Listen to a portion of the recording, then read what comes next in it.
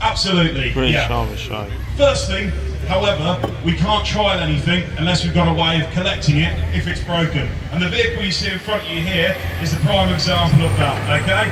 This is part of the MAN SV, or support vehicle range. The SX chassis, to be precise, you can tell that because it's got 8 wheels.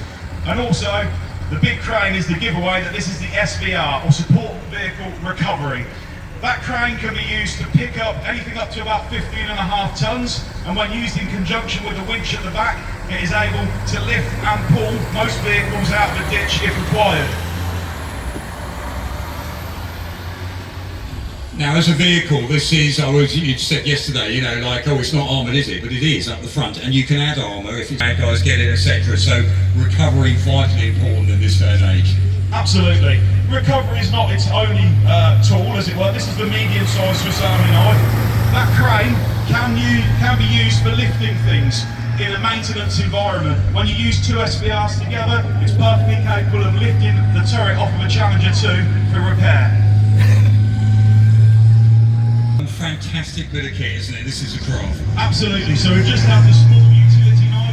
This is the big one. Okay, this is Resurrection from ATU, our upgraded craft Challenger armoured repair and recovery vehicle. With the addition of ERA on the side, it needs to be heavier, it needs to be protected, because this is what we're going to send in to pick up a Challenger if it's got stricken. Manned today by Staff Sergeant Kit and Corporal Wood in the driver's seat.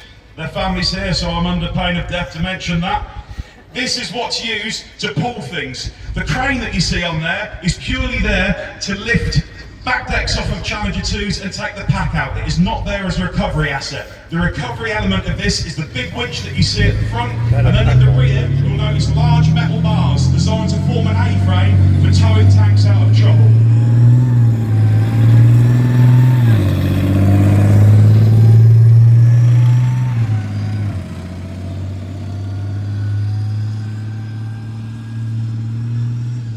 This one has got the tactical asset, but it's a massive morale boost for the enemy.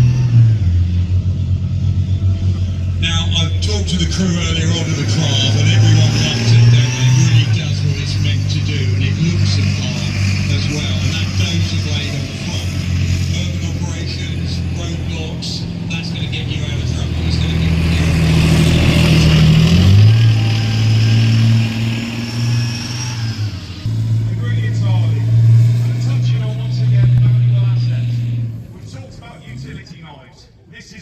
This is a single-purpose vehicle, and it needs protecting at all points. This is the Titan, okay? Based on the Challenger 2, it's got a bridge on there. This asset is vital in enabling us to carry out manoeuvre warfare. If there is a river somewhere, we cannot get a battle group over it. This vehicle is what allows us to do it.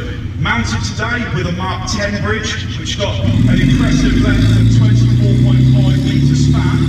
At all times, this is going to be heavily protected, whether it's by tanks, warriors, definitely supporting anti-air.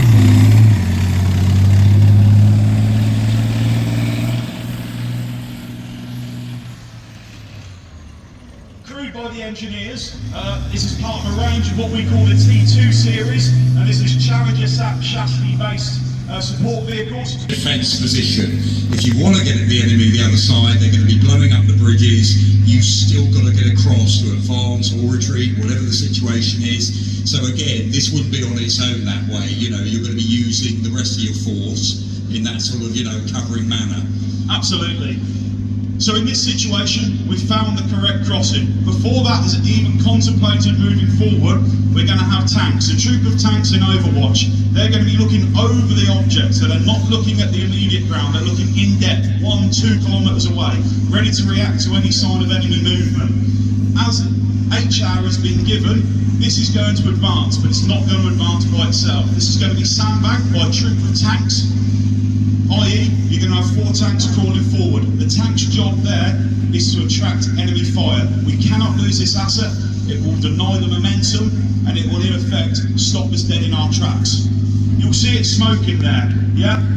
Similar to what you'll see shortly on the other vehicles, all we're doing is spilling diesel onto turbos to create that smoke.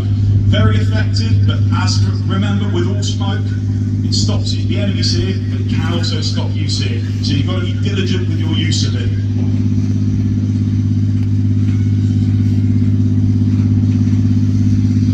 And so the vehicle lays the bridge. Will it always cross it or back off, or what happens afterwards?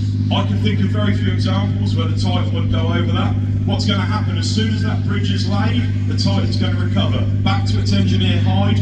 The tanks may go back with it, or if we're confident in support, the tanks are going to remain there. As soon as it's laid, we're going to have the armoured infantry. They're going to be released. Currently in Warriors, vehicle may differ soon. The armoured infantry are going to force their way across this bridge. They're going to create a bridgehead force. So we're talking 500 metres, 1,000 metres on the other side of the river. They're going to dismount. They're going to create jab screen. So if enemy armour tries to counter punch, we've got the ability to fight back. As soon as the enemy armour